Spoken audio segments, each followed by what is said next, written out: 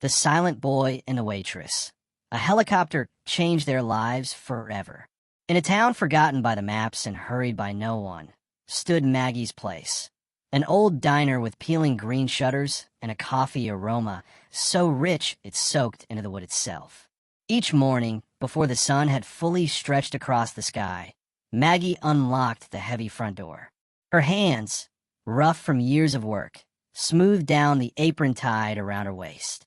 The diner wasn't just a business to her.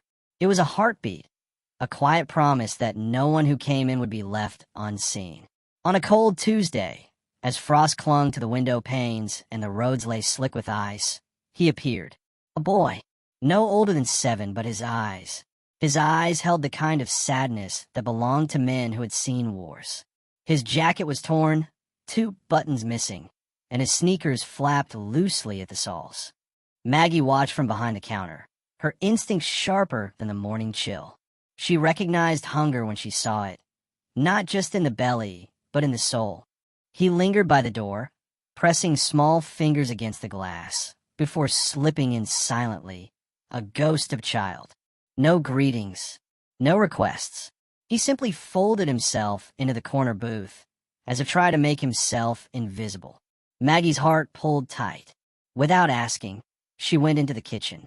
Her movements were careful, reverent. She cooked as if each flip of the pancake was a prayer. She placed the plate in front of him.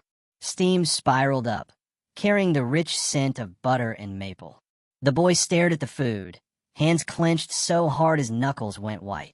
Tears filled his wide brown eyes before he lowered his head and began to eat, slow at first, then faster, as if afraid it might be taken away. Maggie knelt down beside the booth. "Eat, honey. You're safe here." Her voice was low, like a lullaby meant for broken things. The boy looked up at her, lips trembling, but no sound came out. He came back the next day, and the next, always silent, always hungry. Maggie began to anticipate him, setting out a clean plate at the corner booth before he even arrived. Some mornings, she slipped a small note beside his plate. "You are loved. You are not alone." He would tuck the notes carefully into his jacket pocket without a word, but his fingers, dirty and calloused, lingered on the paper a little too long. The regulars at Maggie's place, farmers, truckers, tired school teachers, watched with cautious curiosity. They whispered over their coffee cups, but Maggie didn't entertain their questions. "Everybody's fighting battles we can't see," she'd say firmly, pouring another cup of black coffee. "Best we can do is not make it harder." On a morning when winter still stubbornly clung to the ground, Maggie stood wiping down the counters. Outside, the world was ghostly white. The diner windows steamed up from the warmth inside. Then at first faint, then unmistakable, a deep, thunderous roar filled the air. Maggie froze. The forks and plates on the tables rattled. Patrons looked up, alarmed. And then, out of the swirling snow, 3 black helicopters materialized. They touched down directly across the road, blowing signs and loose snow in wild gusts. Doors flew open. Men in sharp suits sprinted toward the diner, radios crackling. The boy flinched hard, knocking over his cocoa. His small body pressed itself flat against the booth, hands trembling violently. Maggie rushed to his side instinctively.